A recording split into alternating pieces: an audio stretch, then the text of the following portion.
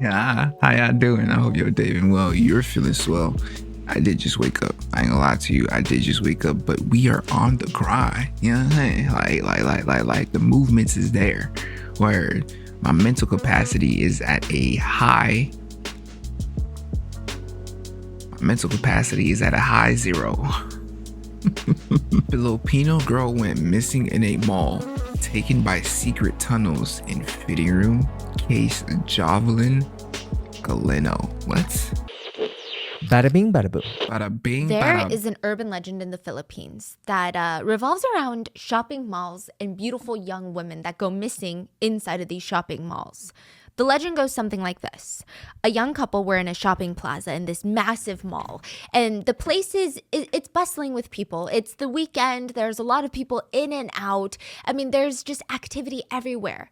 It's supposed to feel safe. I mean, you feel safe when there's so many witnesses, when there's so many people, yeah? I mean, most of the time, right? Now, the couple, they walk into this woman's clothing store. The boyfriend is already bored. She tells him, it's just going to be 1 second, like, just hold on a second. He leans up against the wall of the store. He's looking at his phone, scrolling through. She's running around the store, picking out a few pieces, and she lets him know, hey, I'm just going to go try this on in the fitting room, and it's going to be super quick. We can leave immediately after. He nods again. He does not look up from his phone. It is not until about 10 minutes passes he realizes, wow, she's taking an extra long time right now. What's going on? Maybe her zipper is stuck. Maybe she needs assistance. Maybe she needs my opinion on something. Not that we care, okay? But he makes his way to the back of the changing rooms, and every single one of them has their doors wide open. They're all empty. Sorry, miss, you work here, right? Have you seen my girlfriend? She was just in there changing, trying on some clothes. I'm sorry. I'm not sure I know what you're talking about.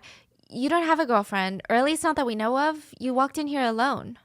Why would I walk into a women's clothing store alone? I came in here with my girlfriend. She literally was in that changing room right there. Perhaps you were buying a gift, but sir, you were alone. Nobody has been in the fitting room since this morning. What? The boyfriend starts to feel agitated, angry, and potentially even confused. I would start He might almost losing be it. questioning, wait a damn minute, like, did I really come in here alone? I mean, her birthday is coming up. Was I trying to buy her a gift and I blacked out? Like, this is weird. But then you remember the legend of the half snake, half human.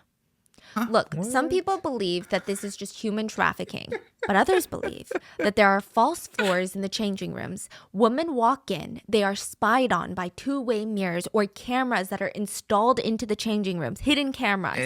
If they are chosen, the bottom of the fitting room floor falls out. They're transported into this long tunnel/slide that leads them to an underground hidden maze/tunnel system underneath the mall. From there, they are either human trafficked, according to the urban legend, and never seen again, vanishing into thin air. It would imply that the malls are in on it, okay, including all the retail workers. Yeah, that's what it sounded like. But more people believe it's actually the half human, half snake. The legend isn't as old as you would think it is. It started in the 90s in the Philippines, and it kind of died down until recently. A case connected a missing woman with the half human, half snake legend. Legend says there is a half human, half snake living in the secret basement of a popular mall near Manila called Robinson's Galleria. There are two versions of this part of the legend. Some say that the owners of the mall know the human snake is in the basement. And at first they thought of all the ways to get rid of this human snake, but then they realized the human snake is what's bringing in the fortune. That's what's making this mall successful. So we need to do whatever it takes to keep the human snake happy. That is our price for fortune. The other variation says the human snake is actually a child of John Gokungwe, the owner of Robinson Malls. The human snake was allegedly the twin brother of Robina, which is John's daughter. So this is a very public family, very wealthy family. They own the malls, and they're saying, no. She actually is not just a daughter. She had a twin brother. He's the half human, half snake. The legend says John's wife had given birth to both human twins, and originally everything seemed very, very normal. Now, as time passes, the boy twin starts to grow stronger, faster, but also kind of stranger. Instead of legs, he ends up growing a snake body. This is the urban legend. Now, the growth of his body was so uncontrollable that within a couple of months, this infant toddler is taking up the space of a living room. Soon, the first floor, there's no way that he can play, live, and exist. And it's not like they can just let this half-human, half-snake outside. He's going to be shot dead or held in a science lab somewhere. So now the family is thinking, okay, what do? We got to figure something out. They also realize a little catch. It's not just the fact that he's half human, half snake, but it's also the fact that this little boy, this little creature, does not like to eat anything but pretty young women. Will not eat eggs, rice, nothing. Just pretty young women. Bro, what Now, type of it's debatable urban what legend he is does this? with Like, these women. Some versions of the urban legend say that he swallows them whole like a snake. Others say that he digs his fangs into their necks and drains them of every drop of their blood, Nigga's just a leaving vampire? bloodless, empty shells of dead women all around him. Oh my God. Either way, the family was forced to build a massive compound to house their son that happened to be half human, half snake. And they had to constantly find young women to feed their son. But you cannot just throw a big building in the middle of nowhere and have a bunch of young women disappear that's connected to that building and Facts. think that nothing is going to happen. That's why they made it into a mall. So the only solution that they could come up with that made logical sense was a mall. Oh, now It we're would give the using family logical unlimited sense. access to girls, and it would house their son in the underground basement. The fitting rooms were said to have these hidden cameras, and sometimes there would be two-way mirrors that allowed their son to see these girls. He's very particular. He likes them young and pretty. He has a style. Even though he's trapped in the basement, he would pick the ones that he wanted, and with the press of a button inside the fitting rooms, the floor would disappear from underneath them, and they would slide down the tunnel straight into his mouth. Now, I do think that the urban legend would have died down in the 90s had it been just that, but a famous celebrity somehow gets involved in this. Alice Dixon was crowned the Philippines Miss International. Who the hell is that? This is like a Philippines beauty contest.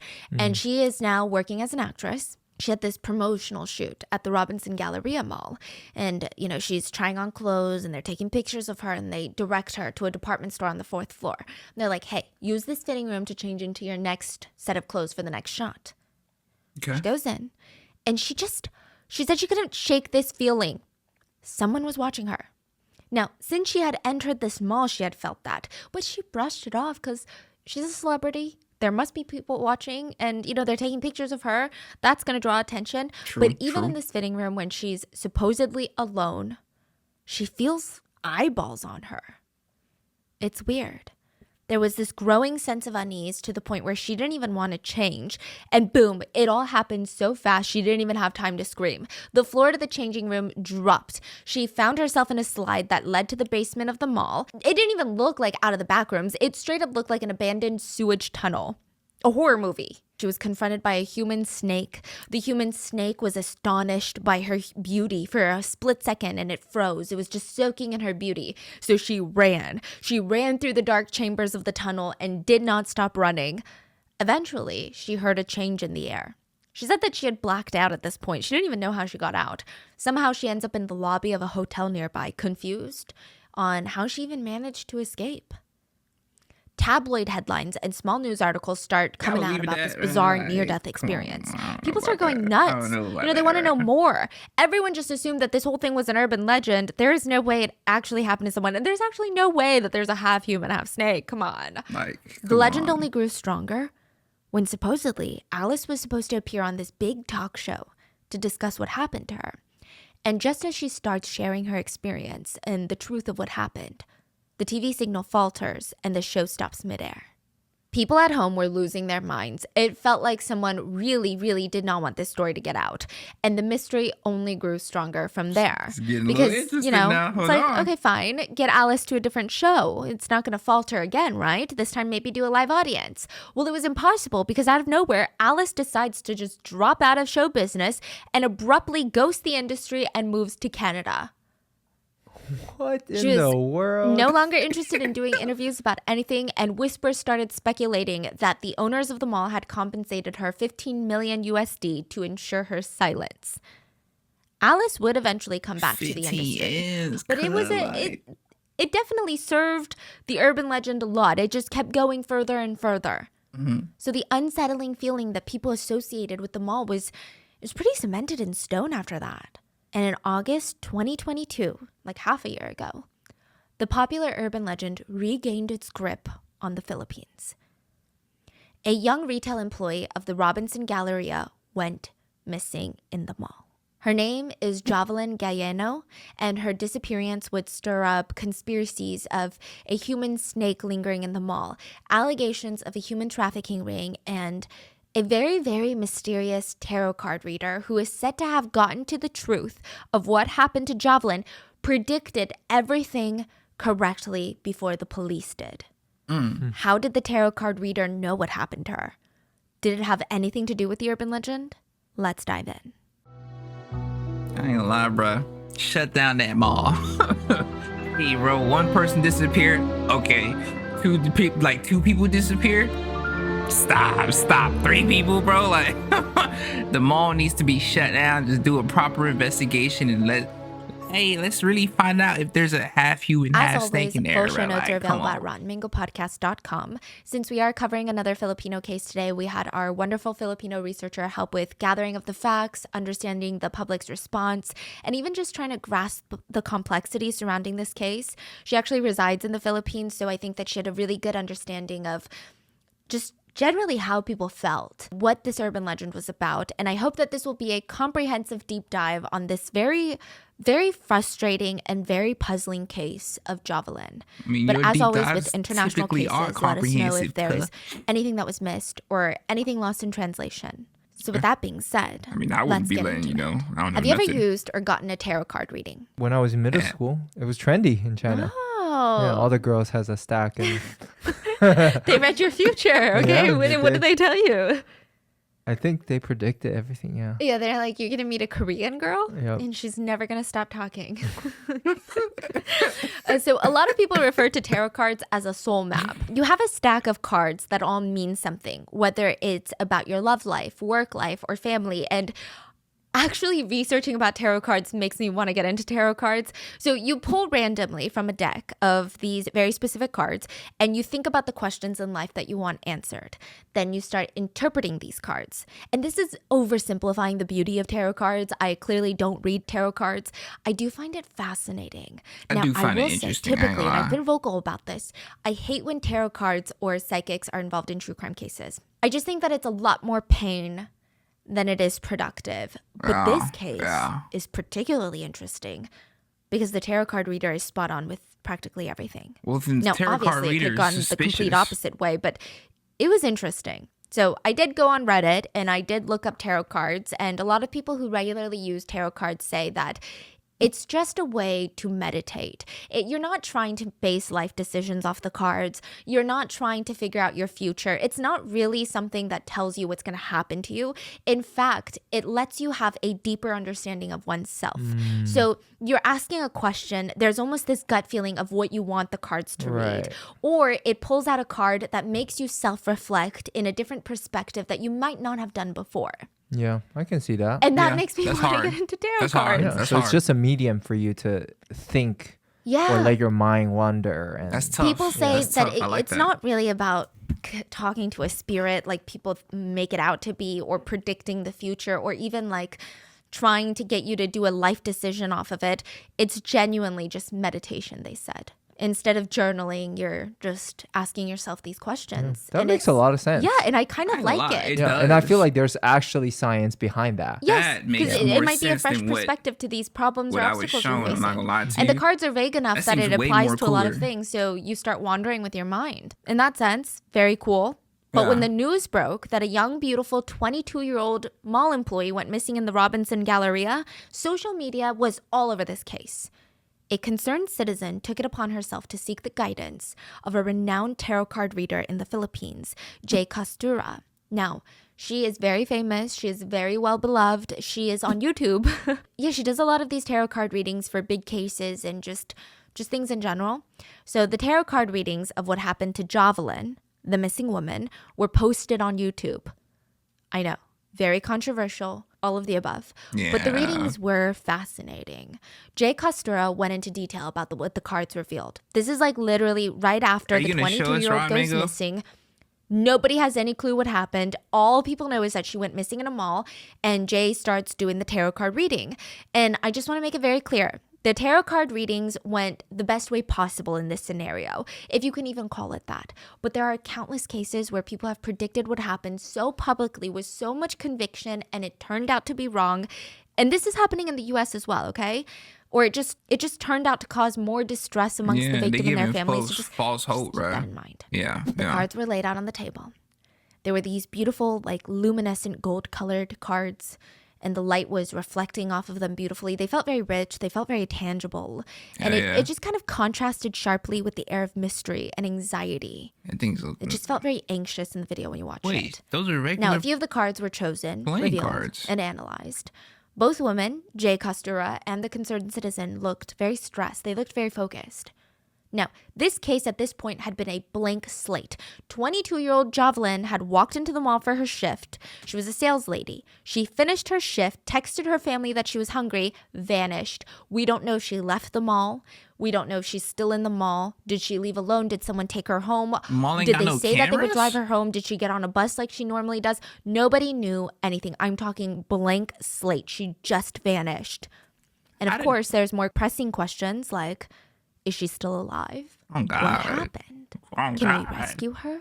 Jay read the cards and emphasized the belief that Jovelyn Galleno was still alive. Jay continued to flip the cards and studied them and talked to the viewers at home. She presented a compelling narrative.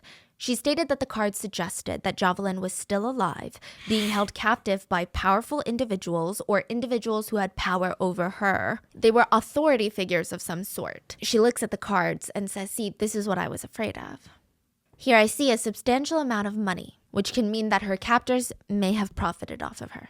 Jay went on to continue. And this part is interesting. But she states that the abundance of red cards compared to black cards suggests to her that there was a surprising sense of lack of envy or jealousy in Jovelyn's life, meaning that Jovelyn had a very tranquil energy that emanated off of her, suggesting to Jay that Jovelyn's disappearance was not due to an angry friend or partner. It was not a crime of passion where someone just hated her, despised her, was jealous of her, or someone was upset with her or had something against her. It seemed almost random. Yeah. Or maybe they just genuinely wanted her because of the way she looked or her age. Jay also noted that there was no card that features the Ace of Flowers, which Jay associates with water and a change of location. She believes strongly that Jovelyn was still in the confines of the island. Now, this was the very first session that was posted online. These are the details that she reads from her tarot cards. Mm-hmm. Another secondary session was posted with the same concerned citizen and the tarot card reader, and this time they had a new deck of cards. The new deck still indicated to Jay that Jovelyn was alive, and the new card suggested a sense of betrayal in Jovelyn's case. A deal or agreement appears to have been made, potentially involving Jovelyn. She is being held against her will by someone or a group of people, and despite being held captive, the card suggests that she is being very well taken care of. Jay stated the card suggests that Jovelyn possesses the strength to escape if she can just discover a way. Jay continued to state that she senses the captors, or at least some of the captors, are considering releasing Jovelyn, but the heightened attention surrounding her case complicates their decision. Jay reiterates that although Jovelyn's disappearance in her belief is premeditated, it's not driven by anger, animosity, or jealousy or revenge. It is unrelated to romantic relationships or personal attachments. She believed Jovelyn to be in close proximity to her home.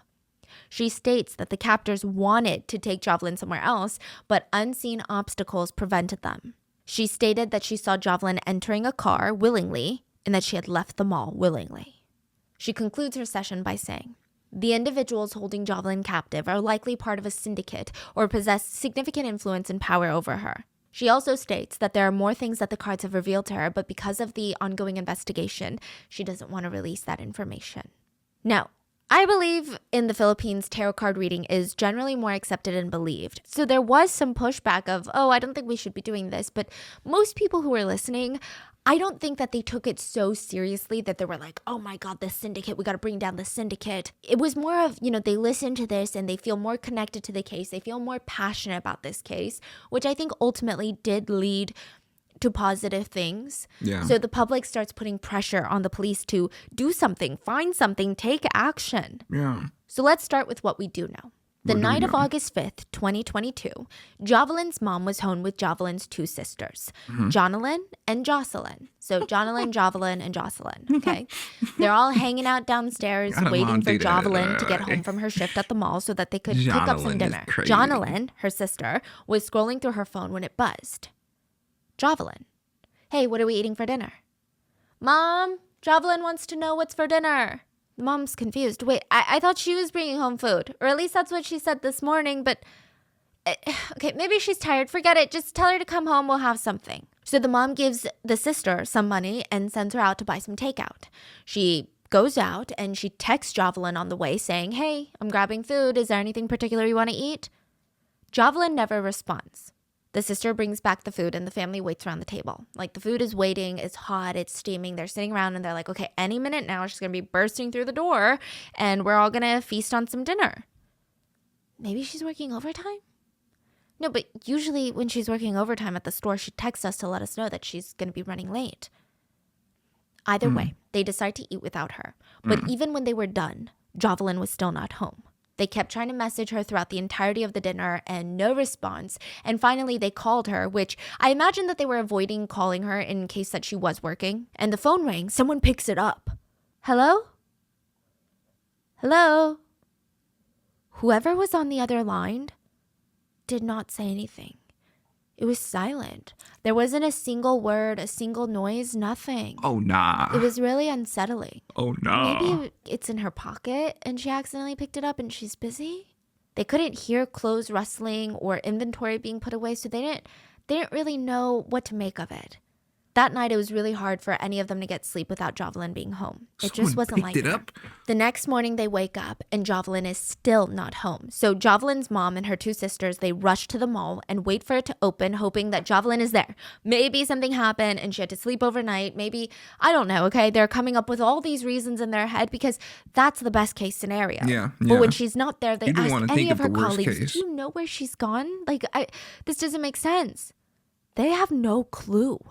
In fact, they turned that store upside down. There was no sign of Jovelyn anywhere. There was no signs of struggle. There was no signs that anything happened last night. Bro, that morning, she would officially be registered a missing person. At just 22 years old, Jovelyn Galleno had vanished.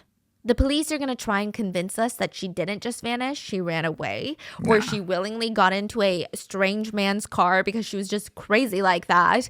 Even if that were true, you should still be looking for her. But in the case of Jovelyn, it just didn't make sense. So as the police doing Jovelyn was working as a sales girl at the Robinson Mall, and her boss had only great things to say about her. She was consistently on time. She delivered great performance. The customers loved her. She was polite, eager. Literally, what is there not to love? When she wasn't working, she was studying criminology at the local college. Her dream, her ultimate dream, was to become a police officer. And I imagine that if she became an officer, she would not fail the families of victims like the police would fail her family. Everyone who knew Jovelyn said her whole life could be summed up into two things. She had this very strong, unbreakable sense of familial unity. Like she was the type that would do anything for her family. As the eldest sister, she would take on odd jobs while she's studying in college. She wanted to make sure that her sisters never had to work for food or were eating well. It's like she had more hours in a day, more days in a week than most people. On Sundays, she never missed church service. Everyone described her to be just so utterly wholesome. She's the type of student or daughter that other parents would be like, why can't you be more like Jovelyn? Damn, sound like my wife, my future wife. She never went out drinking, never went out clubbing, never went out drinking. She was dedicated to her goals, and nothing was going to get in her way. Like even fun. Good people the only time that she stayed out late was when she had to stay after closing to help with packing and inventory. But even then, she never came home after 9 p.m. She was actually one of the odd young people that really found comfort in just staying home. She was very happy to stay home. Even her cousins, Leobert and Jovert, were both in their 30s. If they ever got hungry, these are full-grown men in their 30s. If they ever got hungry, if they ever couldn't afford food, they went to Jovelyn, to 22-year-old Jovelyn. She would cook for anyone that she cared about. Not only would she cook for you, she would sit you down, make you feel warm, and ask you about yourself. Oh, bruh. Is everything okay? Kind of like a good she person. loved like a good heartfelt conversation. And now she was just gone. She just vanished. And this whole family, they're like, we have a giant hole in our hearts. Like, what are you talking about? The cousins are begging for her return. Her sisters are distraught. Her mom is beside herself. What is going on? Thanks. Also, side note, another thing that was very, very rare for Jovelyn's age is that she knew that ego could destroy relationships and careers. So she never let her ego get in the way of resolving a fight. So everything is just saying that she's not a pushover. She is very, very strong-minded, has a good head on her shoulders, and it just doesn't make sense. I imagine working very early on and having this like financial burden of caring for her family was a big part of growing up early. But, you know, one day she was gonna be an amazing, fair, trustworthy police officer. One that would put these police officers working her case to shame. It felt like they had genuinely no idea what the hell they were doing. Jovelyn is reported missing, and the police start their investigation at the mall, the Robinson Mall, because that is Jovelyn's last known location. Yeah. You know, their plan makes a lot of sense. They would go through the CCTV footage, hoping to catch a glimpse of her movements. At least that way they could figure out what exit she took. Maybe she ran into a friend. Maybe she ran into someone in the mall. Or maybe she was taken in the mall. Like, we don't know. We got to go through the CCTV footage. What did the camera say, But when the police arrive at the mall, the owners are like, well, we don't want to help. We don't want to give you the CCTV footage. Now, this is where the urban legend comes into play. I don't think that the public were coming into this guns a-blazing at the mall. Like, oh my God, remember the urban legend of the mall? Like, it's the mall. They just had the same reaction as the police. Okay, she probably left the mall and then ran into foul play after she left, right? Because the mall is so public, it's so bright. Like, what's going to happen in there? We got to get the CCTV footage. See if she left with someone. Who did she leave with? What exit did she take? At least that gives us a direction that she might have been going. But then suddenly, the mall doesn't want to give CCTV? Yeah, That's can weird. they do that? Why would they not want to help unless they had something to hide? Word. The urban legend now started getting brought up with this case. Now, the urban legend is what threw this case into social media spotlight. People could not stop talking about how creepy the mall was, how her disappearance must be connected to the human snake. Others argued there was never a human snake, it's human trafficking. Regardless of what you thought, public enemy number one right now was the police and the mall. You know, a lot of people were saying, what do you mean, officer, that the mall said no? Yeah, I'm not like, understanding since when do you guys take no for an answer? Oh, God. As a regular civilian, you ask me to do something, I take no. You Bad shoot me. things happen to me, but this big, fancy mall, they can say no to you all the time? People commented, a life is at Speak stake on and it, this is how Ron much Mango. effort you're putting into it. Someone said no, so now you're done investigating. I'm sorry, is the mall more powerful than the police? This is kind of crazy, guys. It's now, the money. side note, Jovelyn disappeared in Puerto Princesa, which is a Whoa. beautiful tourist island, like a tiny little island that shit attracts a lot of pretty local and hell. foreign tourists. So news of her disappearance made a lot of people adverse to vacationing there, and that is what made police get more involved in the case. So originally the police were like, sorry, we can't get the mall CCTV footage, so like, case is over, bye, everybody go home, right? Now, the public attention is what made the police get more invested in this case. They realized that the public was not just going to forget about her disappearance or her vanishing. Like, and if they what, didn't bro? solve it, nobody was going to go to the mall. Nobody was even going to come visit the island that relied heavily on tourist Always a money economy, thing, on bruh. tourist money. So the government bosses, all of the officials, the people that are basically the bosses of the police, they're like, you need to figure this out. And with Jay Costora, the tarot card reader, along with other high-profile names getting involved, this case was getting bigger by the second. Not even by the day, by the second. Now, side note, there were a lot of theories forming. Many people believed that, yes, indeed, it had something to do with the mall. Something very strange happened in that mall, and since the owners are wealthy, they're able to stand up against the police and refuse to give CCTV footage. Word. Other small theories started to emerge. There were rumors that Jovelyn was having an affair with her boss's husband. Listen, I don't even know where this came from, and I don't even know how it started. That one is like But hella baseless. her I ain't manager's gonna lie. name is Karen, and people said that Karen had found out that her husband was hanging out a lot with Jovelyn, and instead of leaving him, Karen became overwhelmed with jealousy and emotion. She channeled killed all that hatred, Jovelyn? all that anger towards Jovelyn instead of her own husband.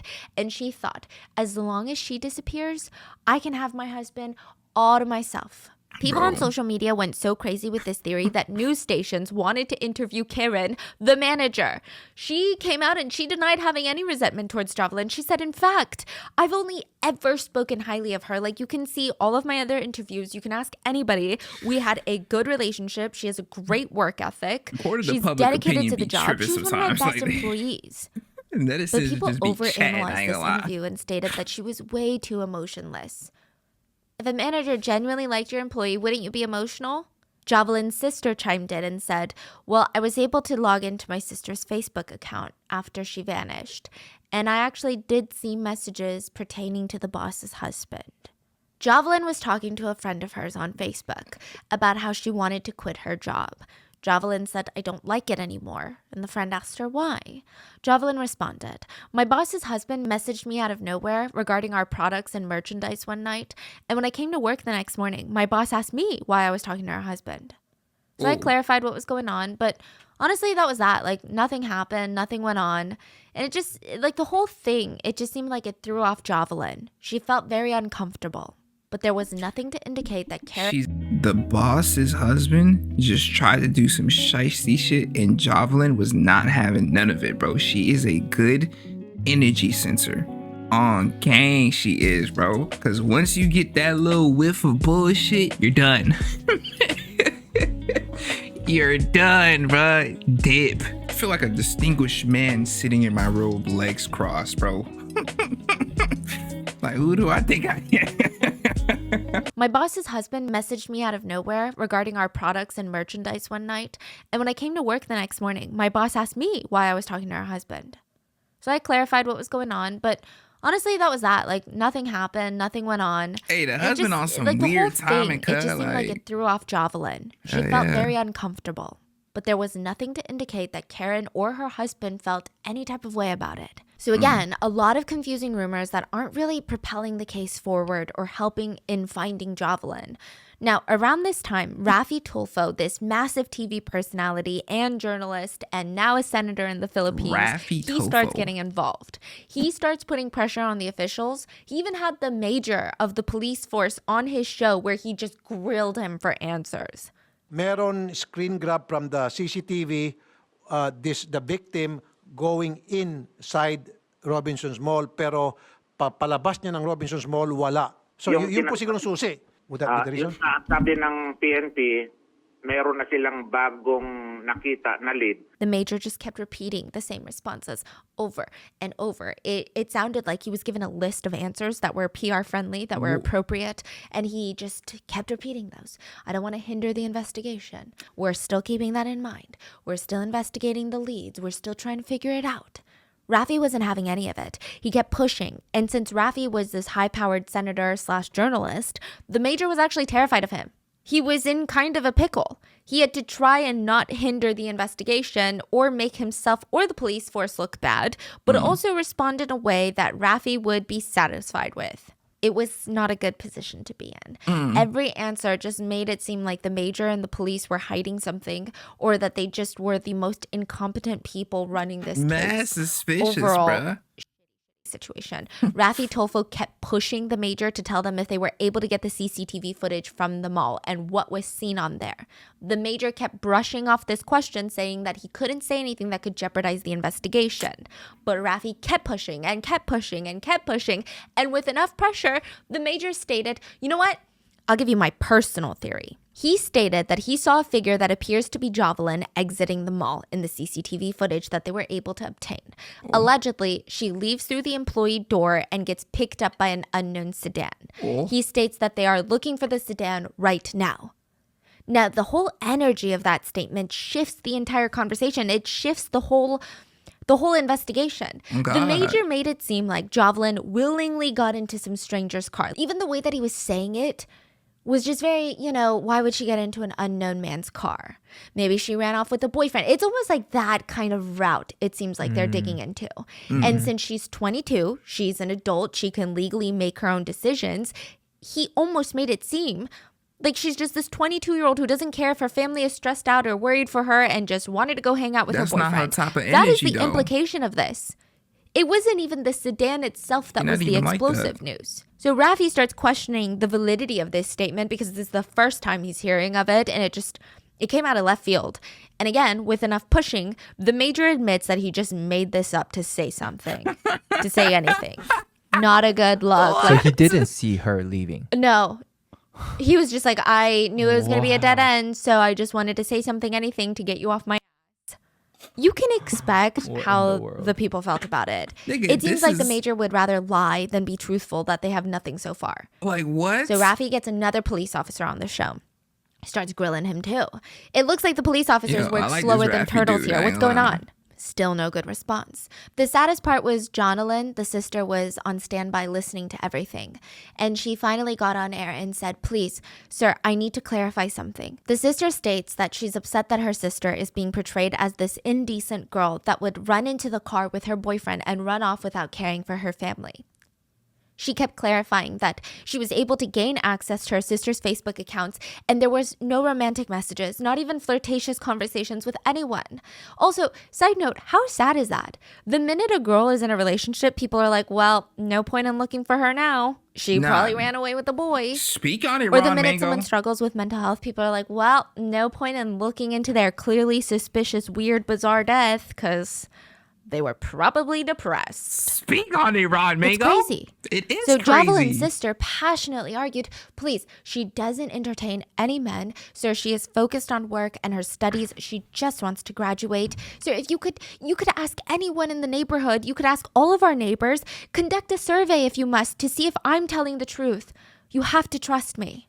A lot of people sympathize with Jovelyn's sister. I mean, it's frustrating when people paint your loved ones to be someone that they're not. Yeah. And even if she did have a 100%. boyfriend, it's frustrating that something like that could make her life less valuable. Yeah, Raffi like, agreed. Why does that matter? He went on so to much? grill the head of the person in charge of the local police department, and he straight up just asked him, like, what is going on? Why did you lie? So the major says, I was just tired.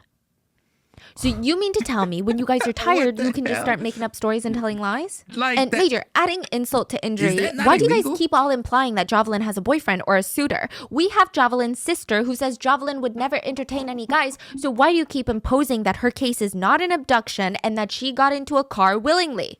Before he could even respond, Raffi let the emotions get the better of him and he exploded on the major and he said, do I have to go to the headquarters of the National Police Department personally to request to talk to the chief of the entire National Police Force so that I can put you in the hot seat? You better do your job and get it together or else I will put you all under Senate hearing. Even that city director of yours, I will bring to the Senate. Once my patience runs out, I swear I will have you all investigated because you're all working too slow. I want this answers by Raffi dude. tomorrow. Is that good? I don't know what Senate hearing is, but that Now, sounds Raffi intense did work for very real. closely with Jovelyn's family and even provided them with a new place to live, financial assistance to help start their own business because Jovelyn was the sole breadwinner. Raffi even paid the family's monthly bills at one point, and the family, the netizens, Raffi, everyone was so frustrated watching these interviews. Yo, Raffi sounds like a good dude. It felt like bro. someone What was the hell? hiding something and they thought that you were too dumb or too powerless to do anything I hate about that it. feeling. It was such blatant lies. It was like a slap in the face. It was so shady. Yeah. But there is another perspective Oh, to this. shady. Some people felt like Raffi was doing a bit too much. So they were saying, it's one thing to draw public attention to a case and demand answers from the authorities that are being paid by taxpayer money. That's one thing. It's another thing to keep pushing people to a point where they could potentially jeopardize the investigation. So it's also a very tricky situation for the journalist because the journalist is expected to get answers, and if they don't get answers they have to wonder why are we not getting the answers. But at the same time, you got to use some reasoning, you got to use some nuance, and there's got to be some common sense and some mutual understanding. I do think that the major was shady, but I don't think he was shady to that point. I think that there must have been a part of him that genuinely was like, I truly don't know what to say. I'm like getting grilled so hard right now and we've got nothing, but I can't say that we have nothing. and then I can't say anything that would jeopardize the investigation. So it was just a very tricky situation. Yeah, stuck between a So rock in and a another hard place. instance, Rafi was interviewing another police officer, and the officer mentioned a piece of the CCTV footage where there was this visual presence of one of those giant metal cargo containers that are used to like transport goods. So maybe they were in like the cargo section of the mall and they're bringing in all these goods, and it was near the employee entrance. The police officer stated something along the lines of, she went inside the metal cargo container. Now, people are thinking, is this the next big lead? People were freaking out. Rafi was freaking out. How come we're just hearing about this? A metal shipping container? Are you kidding? Who owned the container? Yeah. Why would she have gotten into one? That doesn't make sense. It's not part of her job description. Rafi immediately hung up with the officer, called the officer's superior, who clarified, wait, no. She went around the metal cargo container. To which Rafi responded, one of your men said that she went inside the container. That's why I'm asking you, what is inside? And if anyone has already checked who owns the cargo container, good grief. Like, that's what I'm asking you. Now, viewers at home, there is some nuance to this. Viewers at home were feeling a little bit frustrated because this one wasn't purely police incompetence or secrecy. The officer in question that mentioned the metal container, he spoke a different dialect. So he said went. But the way that he used the word in Tagalog made it seem like she went in, but it could have easily meant if she went around. Oh, okay. I But see. instead of clarifying, because it was clear that he didn't speak the same dialect, instead of Rafi being like, wait, can you clarify? Did she go in or around? He just kind of like hung up and was like, okay, let me call the superior and make it a whole big thing. And everyone was like, that didn't need to be a big thing. Yeah. You know, and then, Yeah. you know, he's calling out police incompetency and secrecy, but then people were like, this one just feels like you made something really big for an explosive news segment, but it wasn't. I see where he's coming from. Like, once you start to see a little bit of corruption in like a situation, you begin to see corruption in a lot of situations when they could potentially not be that. You know what I'm saying? So I see where he's coming from, but Ron Mango's also right. Like, You know, he's calling it out shouldn't have been police that big. incompetency and secrecy, but then people were like, this one just feels like you made something really big for an explosive news segment, but it wasn't that big of a deal. Yeah. People weren't yeah. happy about it. But as social media discourse was ramping up, so was the investigation, believe it or not. The investigators were able to get through the security footage of the mall, and they found Jovelyn. There was clear evidence that she made it to work that day. So, okay, good. Yeah. But there was no evidence that she left the establishment at the end of her shift. She's still Why at the does mall. it not show that? The mall stated there was a local power outage, so all of their lights and power and cameras shut off. Locals disputed this and said, we did not have a power outage that night. So what are you saying? What are And they talking coincidentally, it about? happened the same time that Jovelyn was leaving the mall for her shift. It felt really, really, really sinister. What is up with that So people mall? kept bringing up the human snake. People kept bringing up human trafficking. There were just rumors that the mall owners had to deal with the police to ignore cases like this so that they can feed their human snake or do some sort of underground activities. Bruh, I mean, there people is also no wondered, human what snake. if this was news planted by the mall's competition, SM Super Malls? They're like the biggest competitors of Robinson malls. What if they wanted Robinsons to go down? So they keep pushing this mall narrative. This is like the Chinese school kids. Yes. It's like once someone go missing, I feel like school or the mall, they should be the number one people on top of this. Yeah, 'Cause this not is, the police. Yeah, this should be hurting them the most. Exactly. Facts. I do think it's weird when the establishment that's getting hurt the most, Yeah. that is known for being super capitalistic, is suddenly not capitalistic. Because capitalism would Yeah. mean that Or- you want to distance yourself from this. No, they think distance is the way to go. Like suppress it. Oh, Let's just get that's rid of the weird. story. But instead, that only fuels more online Yeah. discussion Yeah. and Yeah. more conspiracy.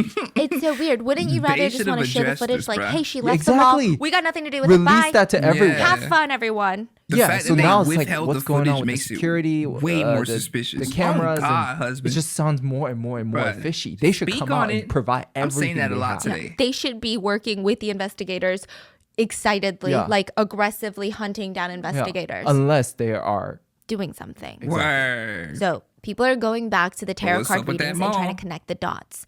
Jay, the tarot card reader, said that there was a deal made even before Jovelyn had disappeared. So maybe the mall and the police had a deal. Maybe the mall had a deal with the human snake I ain't gonna lie, or the some tarot sort of card reader shady kinda organization suspicious or too, in my syndicate opinion. like Jay had alleged. Now, on top of that, Jay had stated that the people holding her captive were authority figures that had power. The mall owners have power. The police have power. Government officials have power. Facts. Nobody could understand how there was no footage of her leaving the mall. Like, come on But now, they bruh. did provide, the mall does come out and provide some records. This is like an employee login and log out records where you log out at that time and you sign. You could And it showed fabricate that Jovelyn logging out of easily. her shift and out of the mall. But this could have easily been, someone could have signed for her. Like, It did come on, nothing bro. to calm the public. It just felt very shady. Like, how is this good enough? Like, you really think we're going to be okay with this piece of paper? All these coincidences were making people feel very nervous about ever going shopping or even trusting the police. And then out of nowhere, a store outside the mall said that they had footage of Jovelyn outside of the mall after her shift at work. They said the What? CCTV footage showed Jovelyn outside waiting for a bus home. Police state that they studied this footage and believed it to be Jovelyn, and they showed it to Jovelyn's family, and they were all confirmed that it was Jovelyn. Everyone except for Jonalyn, this is a sister that has been outspoken and has been kind of the family representative in the news. So it's not like she's going against her family. I would say that the family is kind of more behind her. She said that she was skeptical about this video. She said that the only reason that her family originally confirmed that it was Jovelyn was because they felt pressured by the police. But the more that they watched this footage over and over and over again, they felt like they could not confidently say that that was their sister. It looks blurry as But hell. as she's voicing her concerns, police stated, nope, it's her sister. She's mistaken. It's her sister. Because there were witnesses who saw her on the bus. This stopped people dead in their tracks. Oh, What do you mean, saw her? So all of Yeah. a sudden, this grainy footage of her outside the mall shows up because there's no other evidence that she left the mall. Suddenly, we have footage. And then We have you suddenly witnesses? have people that came forward I and said found that, all you know what, this now, actually, bro. I did see her. Why did they not come forward prior to this when everyone on social media was still talking about it? It's not like the case just exploded. you know what I'm So, smelling? I don't know. The whole thing seems very, very fishy. But this was the strongest lead that the fishy family is was given. good. So they try everything. smell fish. The public was able to find the driver of the bus, and he gave very wishy-washy answers. I like that He said raw he had no mango. clue if Jovelyn ever got on his bus because he focuses on driving rather than the passengers.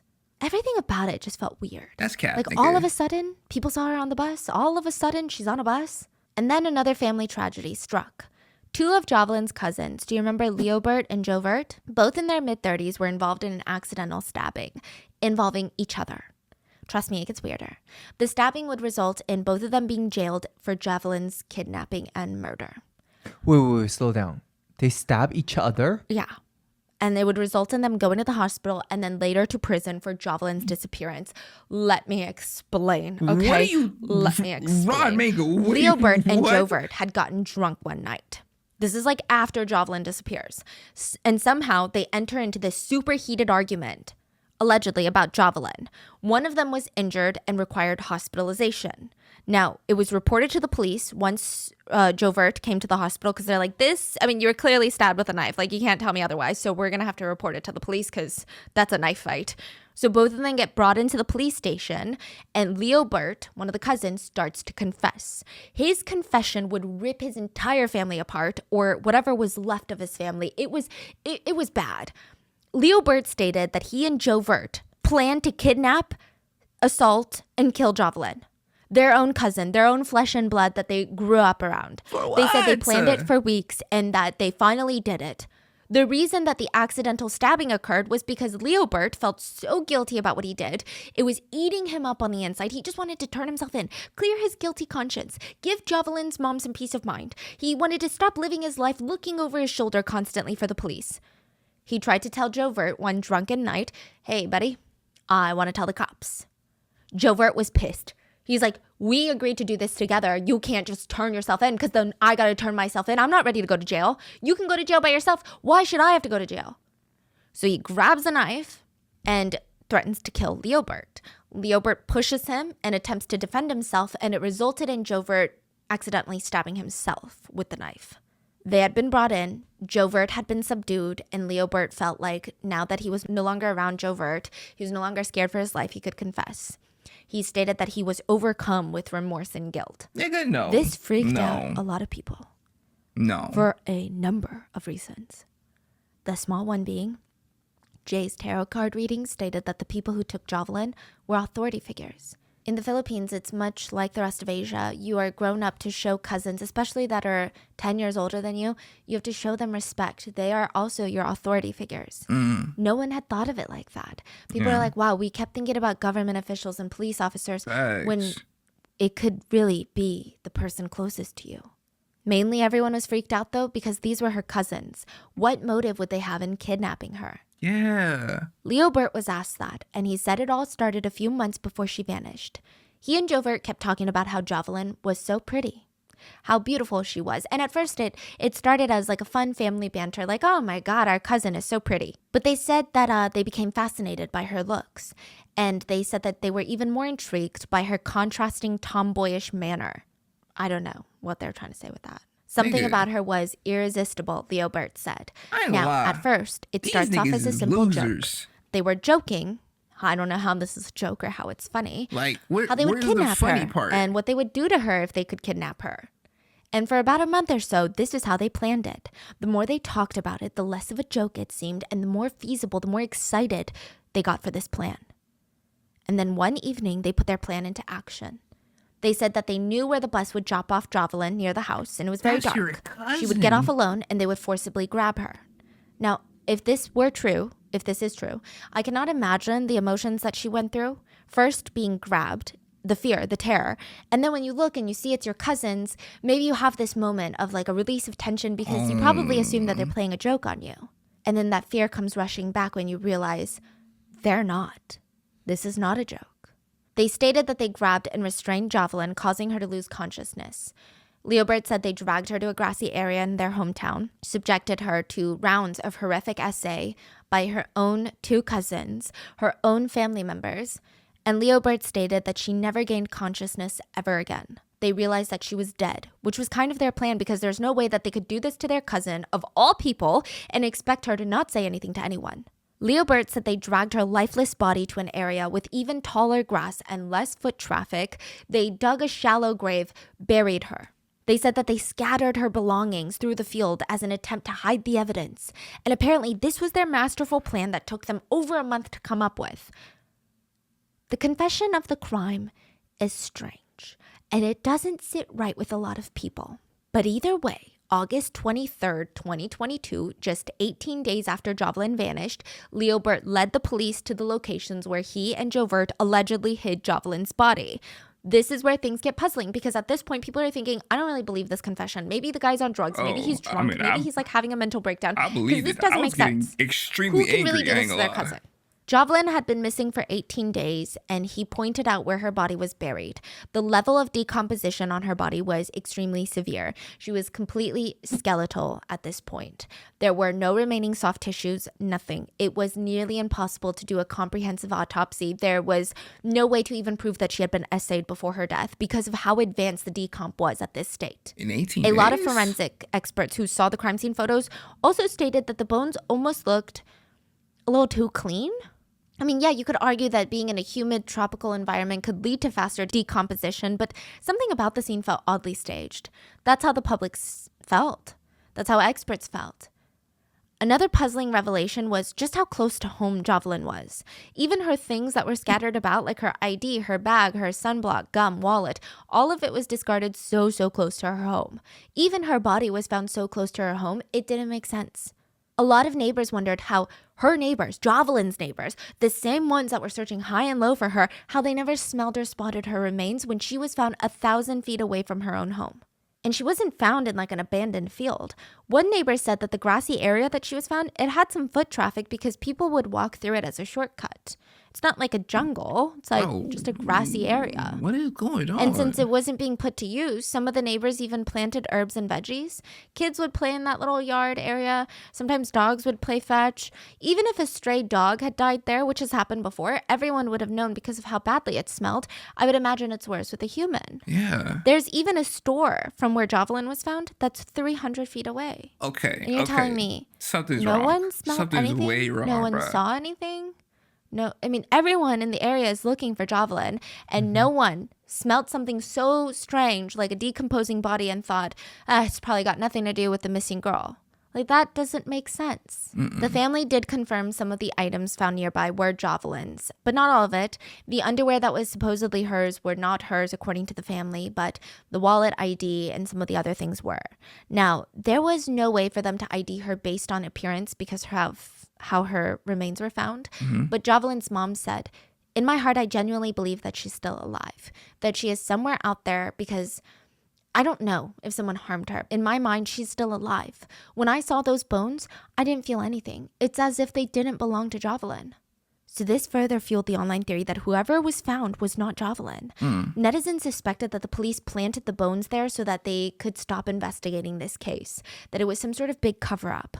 But the police kept going with this. 2 days later, on August 25th, 2022, they instructed Leobert to guide them to where he allegedly buried Jovelyn's jewelry and phone. So this is another odd thing. The jewelry and phone were separated from the rest of her belongings, and they were buried super close to Leobert's house.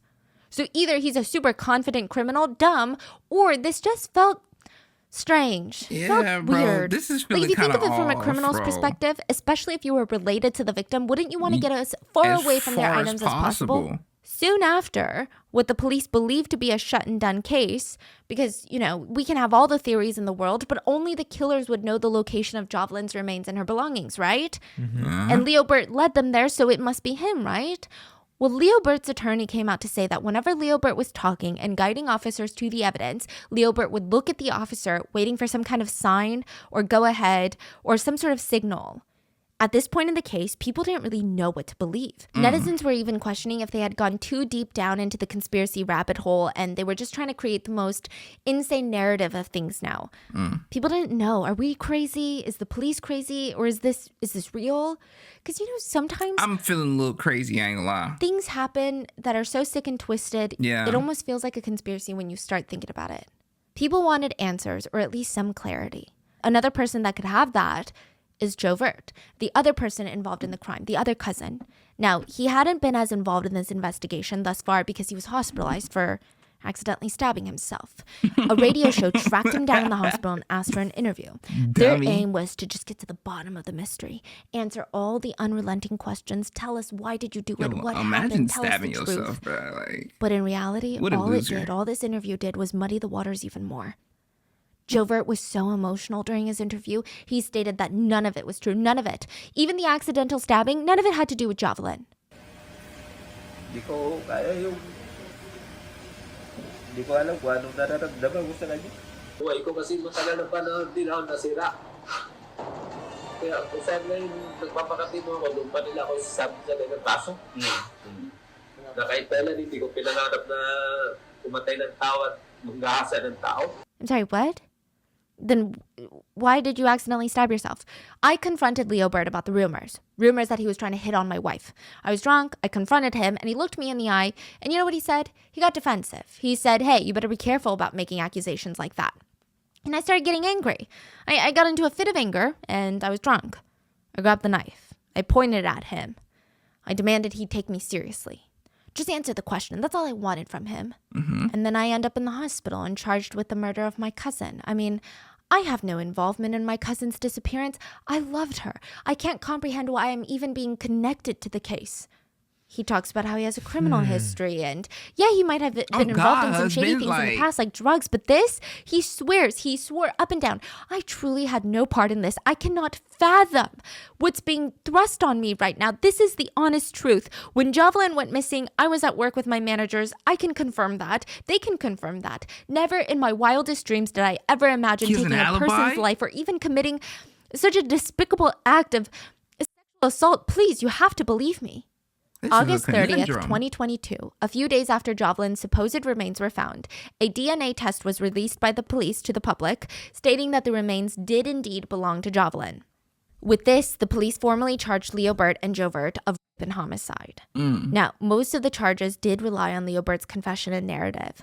The police completely brushed off Jovelyn's claims of innocence and stated that the thing that he said about work, it's just him trying to create an alibi. What do you mean? Like, That like, even raised eyebrows. Exactly what you said. How? Either he lied How about is his that? alibi or he didn't.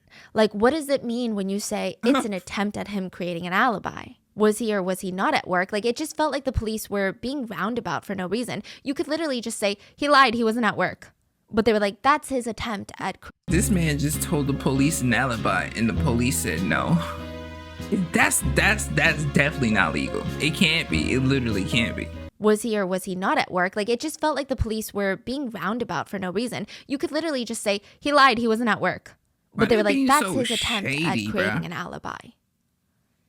It was really strange that the police kept taking these convoluted routes with this investigation. It felt like they refused to investigate or even entertain Jovert's claims and simply focused on what Leobert said. And just before Leobert was officially taken into custody, Jovelyn's mother, filled with a mix of anger and confusion, confronted him, and she screamed and demanded answers. She asked, how could you commit such a crime against your own cousin, your own flesh and blood? How can you live with yourself? Leobert turned around and he cried and said that he was coerced by the chief of the city's anti-crime organization, Richard Ligad. He begged his aunt to believe him. He cried out, you know me, you know me, you know that's not me, you know I could never do this, please. I didn't do it, auntie, you have to believe me. I didn't kill Jovelyn. I was forced to take the blame. Please, you have to believe me. I didn't have anything to do with it at all. You've known me since I was a kid. You know what kind of person I am. Please, I would never do something like that. Wait, what? Ano matakot? Ay, hanapin yung ano niya, ligad. Yung Anti-crime. Yan. Ito. Kuya, ulit. Oo, yan. Kasama yan siya? Kasama yan. Umutakpan, Relax lang.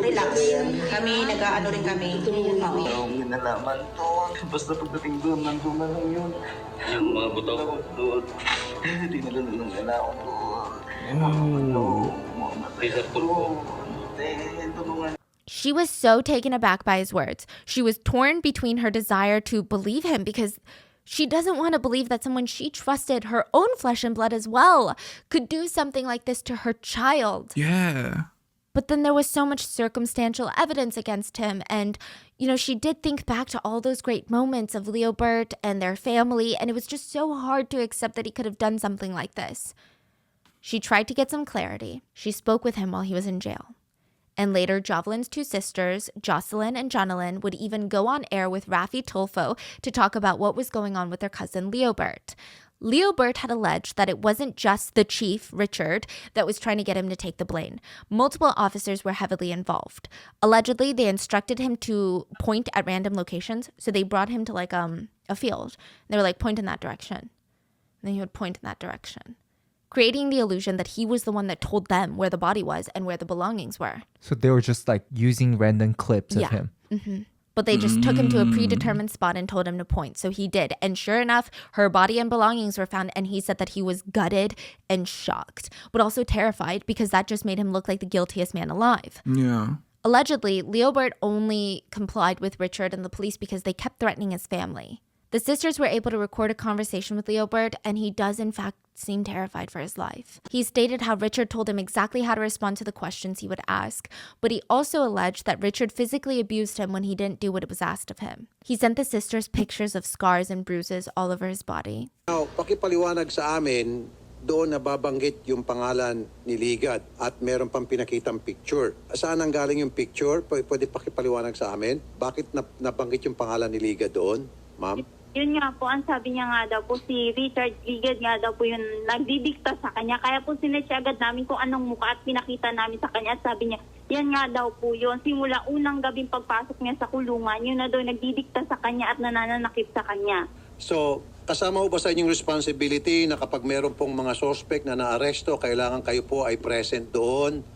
At kailangan kayo kasama sa mag-iimbestiga in this case. I'm looking at this nigga face like, who the hell is this? It's literally this nigga. Si Leonard ay nasa kustodiya ng mga pulis. Why his eyeballs so damn large? Na nandun si Major Manalo at nandun ka rin. Ano po yung important significance po ng inyong presence doon? Po, kasama rin po sa ano ko yon dahil same time ako rin po yung director ng Anti-Crime Task Force po. Were you called or you were there voluntarily? Yung doon po sa pag-ano ng cellphone, bali tinawagan po ko ni Sir Manalo na yun nga raw po ituturo daw po ni Leobert kung saan yung cellphone. Sir, noong pong August 22, yung the day na natagpuan po yung bangkay. At ito po, si Leobert po ay nasa custody ng mga pulis. Yun po yung tinatanong ko, bakit po kayo nandoon?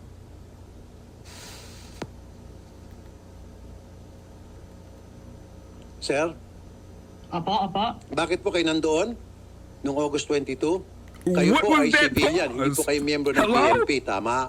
Sir Rapi, ako po yung Public Order and Safety Officer Nigga, I po ng thought you was lungsod the ng Puerto Princesa, sir. anti-crime So task kayo ho ay force. may tie-up o meron ba kayo memorandum, City Hall and PNP na para makialam po sa investigation involving criminal activities? Meron ho bang memo between the City Hall and the PNP? O yung PNP ho Is ba he kayo po ay good? Like- ni-request o kayo po ay dinetail ng City Hall sa PNP na pwede makialam, pwede mag-imbestiga, pwede magbigay ng information sa ginagawang crime investigation ng ating kapulisan? Sir, Hello, sir? Yes? Like, what's up with my kayo dog? po ay He's not isang my dog. civilian I don't know this employee. nigga. Hindi po kayo No. member ng PNP, No. tama? Sir Rapi, This nigga chin is crazy. background Where lang po his natin. chin Ano, at, hindi bro? lang po ito Like- yung first time na nag-obserba po tayo ng kaso dito sa atin sa lungsod ng Puerto Princesa. No? Nagtatay up din po tayo sa PNP sa iba pang mga kaso. Okay. Dito lang po, gusto lang po natin tingnan kasi naging sensation po ito eh. So kayo po ay kusang bumalik ng puerto from vacation kung saan man kayo galing nung sabi mo Opo. kanina para tumulong po sa investigation. At yan po ay kasama sa inyong responsibility na ibinigay po sa inyo ng City Hall. Tama? Apo, tama po. Parang critic lang po, no? Tinitingnan po kasi natin kasi mahirap po na alam niyo naman, naririnig Okay, natin, very sige. sensational ito. Opo, Mahirap critic. naman Okay, po sige na po. mabigyan tayo ng Opo. maling suspect. Ika nga. Opo. Pero sir, meron ho ba kayong sapat na training na para tumulong sa pag-iimbestiga para yung ginagawang investigation ng police sa anumang klaseng Word. krimen sa kanilang lugar? Were you Salmon. trained on that aspect in terms of investigation, in gathering information, crime investigation ng PNP? Yun lang po ang tanong ko. Sir, hindi po. Actually, hindi po ako. Parang nag-observe lang din po ako doon, sir. The police responded to Leobert's change in attitude by stating, "We have his confession where he admitted to committing the crime with Jovert. That is the information we currently have, and we're going to rely on it. If there are claims of additional individuals involved in the crime, we will conduct a thorough investigation into that matter." Wow, this is so shady. I don't Holy. think anyone was satisfied with that shit, response. bro. It felt like the entire case and the Holy entire shit, investigation, the like- police just kept taking the scenic, easy route. They didn't even care to investigate. They just wanted to say, "Oh, well, that's what we have." So, Bro, who even was even that if it's nigga not talking, true, bro? that's what He we have. So seems we're going to stick with it. hella The lack of incompetent. transparency, the inconsistencies throughout the investigation made it difficult to even have faith in the authorities. The family ended up reaching out to the National Bureau of Investigations, the NBI, to help assist with the police and getting justice. Honestly, they just wanted another DNA test. I think they just wanted to make sure the police weren't lying and that indeed was Jovelyn's body. I don't think any family could live on comfortably knowing that they were skeptical of something like this, and I think it would just drive people crazy. Hell yeah. The NBI started their own investigation parallel to the police, and in the end, the NBI's results were the same as the police. Ooh. They confirmed it was Jovelyn's remains. It said Jovelyn's family was feeling a mix of relief and sorrow. The NBI experts did what the police failed at doing, which was giving the family a reason on how that happened. They said the weather conditions played a big role. Additionally, they stated the presence of crocodiles in the area could have accelerated her soft tissue decomp. It seems like Jovelyn's family were satisfied with the response. Many people in the public were not. They brought up a few things that didn't track. For example, if there were crocodiles, how come there was no blood I stains was in about the to grass? say, yeah. If you're saying the crocodiles came to consume her remains, there must be traces of either bodily fluids or even tissue left behind, because a lot of the times they'll take remains to a secondary location to Yeah, eat, they don't consume. eat in the same place But the entire area seemed pretty clean. that they hunt. Another reporter, Tommy Abal, stated, "There is a recurring phenomenon where authorities attempt to conceal the truth by targeting vulnerable individuals and forcing them to shoulder the blame for crimes they didn't commit. They employ tactics of intimidation, issue death threats, instill fear by involving family members if they refuse to cooperate and confess." So a lot of people agreed with him. They stated, none of it makes sense. Even Jovelyn's remains or belongings that were found, they looked very dry, like her wallet, her ID. If her body decomposed at that rate, her belongings just looked so fine. Just didn't make sense. It looked like they had been tossed in the grass that morning. There was another moment that stood out, and allegedly during an interaction between an officer and Leobert that was caught on tape. The officer asked Leobert, "Where's Jovelyn's necklace?" Leobert seemed genuinely confused, but not confused in the sense of like, "Oh shoot, I forgot to hide her necklace," but confused in like wait, there was a necklace? Almost as in like, nobody told me about the necklace. Like, I don't know about a necklace. People took it as maybe this guy has no idea what's going on. Maybe he's being fed information to repeat, but he has no insider information. Everything he is saying, maybe it's just what he's told to say. And when they go off script, he has no idea what's going on because he didn't commit the crime. You know how I said the family seemed to somewhat accept that those were Jovelyn's remains that were found? That doesn't mean that they were believing whatever the NBI or the police were saying. In fact, many of the family members were conflicted on how to handle Leobert's claims of innocence now. Some of the family members reached out to a local congressman to help pay for Leobert's bail. It's not clear how much the bail was, but the congressman agreed to pay for it, and he said that he has no opinion in the case, he just wanted to help someone. Yeah. Meanwhile, Jovert took a polygraph on Rafi's show, and he passed with flying colors. Leobert did not. So it was kind of a shit show. What? Yeah. Wow. So What? Wow. So that fuels the conspiracy even more. Yes, of like, okay, now there's a conspiracy that only Leobert was involved. He's dragging his cousin into it for no reason. Then there's the conspiracy of neither of them were involved.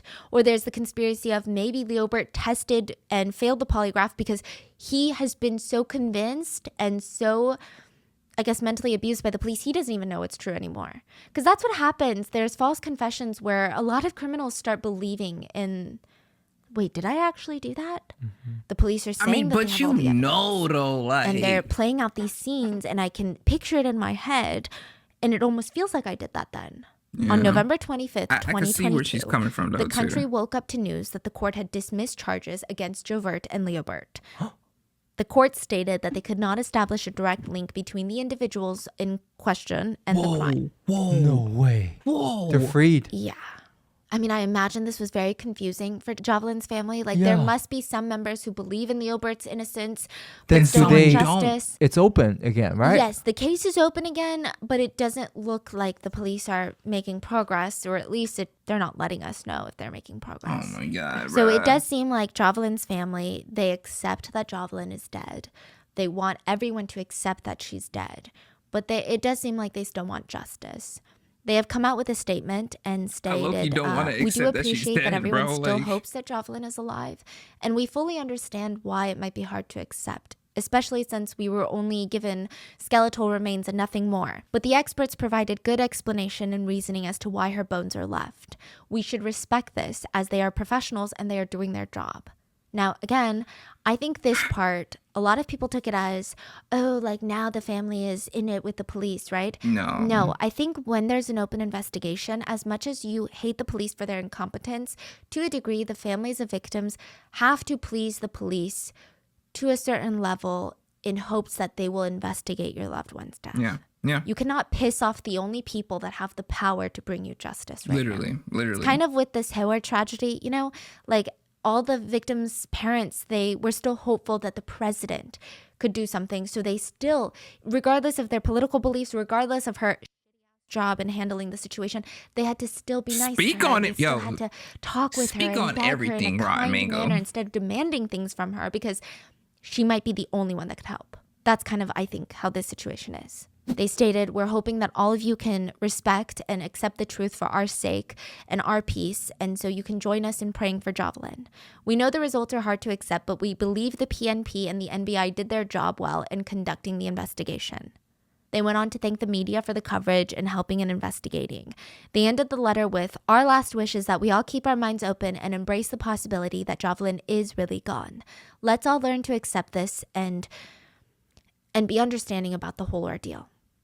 For now, we may not be able to understand everything about what happened and why it had to happen, but we just need to trust the process and have faith that God went through this with us from the beginning until the end.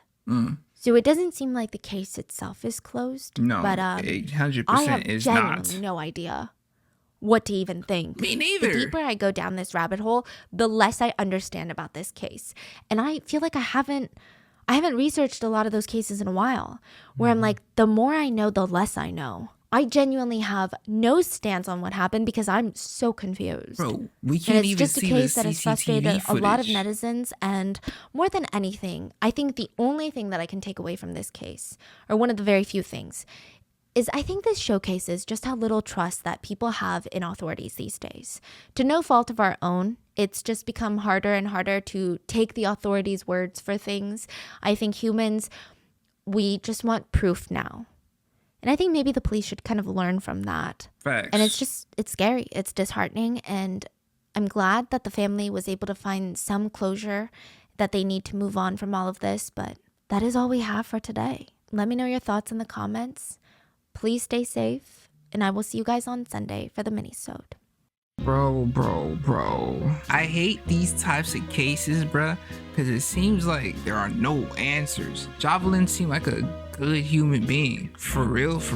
Why can't niggas just get justice? Why not just do your job? That's what you're a police officer for. You're a police officer and this is the energy you have, you're pointless. You're literally useless. You're basically a criminal and just constantly being shown that these police officers just spit on the graves of these good people, bro. I can't even imagine how the family must feel.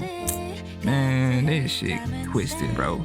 This is all types of twisted. I ain't gonna cap to you. Alright, my beautiful tribe members. Enough of me. No, seriously, enough of me.